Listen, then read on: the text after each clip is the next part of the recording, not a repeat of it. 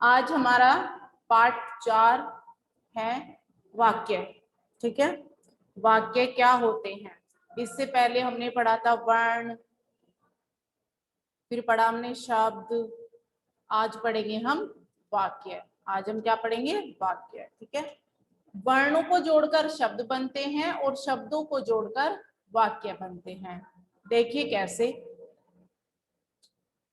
माँ खाना बना रही है, ओजस्व पुस्तक पढ़ रहा है, मोर नाच रहा है। ठीक है, दो या दो से अधिक शब्दों का समूह जिससे किसी निश्चित अर्थ का बोध होता है वाक्य बनाता है।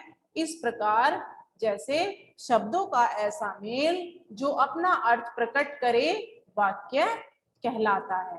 ठीक है, शब्दों का ऐसा मेल जो कोई अर्थ स्पष्ट करे वह वाक्य कहलाता है।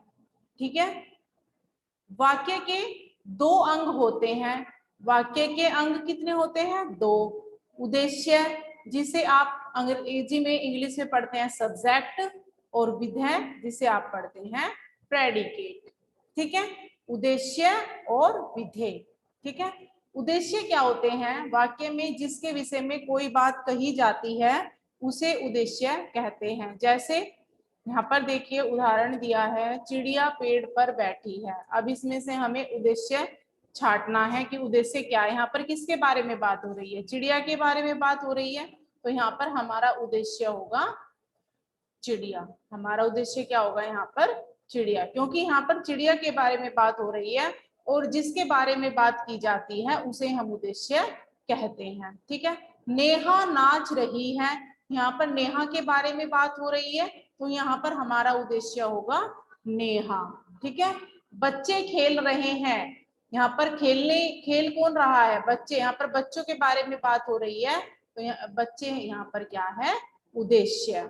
ठीक है, वाक्य में उद्देश्य कर्ता के रूप में काम करता है। मीन्स कर्ता कौन होता है? जो कार्य करता है। ठीक है, विधेय, विधेय क्या होता है? अब जो उद्देश्य होता है उसके विषय में जो कुछ कहा जाता है उसे हम विधेय कहते हैं। जैसे अमन गाता है, तो यहाँ पर अमन के बारे में बात हो रही है तो अमन तो उद्देश्य हो गया, लेकिन क्या कर रहा है? वो गाता है, तो ये हमारा क्या हो गया? विधेय। ठीक है, यहाँ गाता विधेय हो गया है, गाता है क्या हो गया है? विधेय। ठीक है, जैसे दोनों में से हमें उद्देश्य और विधेय छांटना है। जैसे यहाँ पर वाक्य दिए हैं, गीता खाना खा रही है, तो गीता यहाँ पर उद्देश्य हो गया और खा रही हमारा विधेय हो गया। ऐसे बंदर कूद रहा है, यहाँ पर बंदर के बारे में बात हो रही है तो बंदर उद्देश्य होगा और क्या कर रहा है? वो कूद रहा है, तो ये विधेय होगा। ठीक है, माली फूल तोड़ रहा है, यहाँ पर माली के बारे में बात हो रही है तो माली यहाँ पर उद्देश्य होगा और जो कार्य वह कर रहा है वह हमारा विधेय होगा। ठीक है,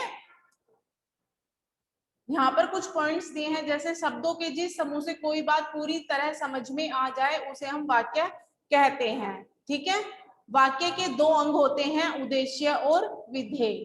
वाक्य में जिसके विषय में कहा जाता है वह उद्देश्य होता है और उद्देश्य के विषय में जो कुछ कहा जाता है वह विधेय होता है। ठीक है, निम्नलिखित वाक्यों से उद्देश्य और विधेय अलग अलग करके लिखिए। जैसे यहाँ पर वाक्य दे रखा है, शेर दहाड़ रहा है, तो यहाँ पर उद्देश्य क्या होगा? शेर। यहाँ पर उद्देश्य क्या होगा? शेर।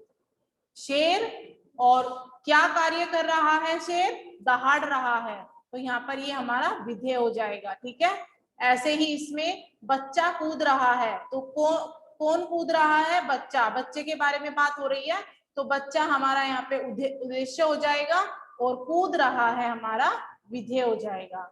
ऐसे ही नानी कहानी सुना रही है, यहाँ पर किसके बारे में बात हो रही है? नानी के बारे में बात हो रही है, तो यहाँ पर नानी कहानी सुना रही है, तो यहाँ पर कहानी सुना रही है विधेय हो जाएगा।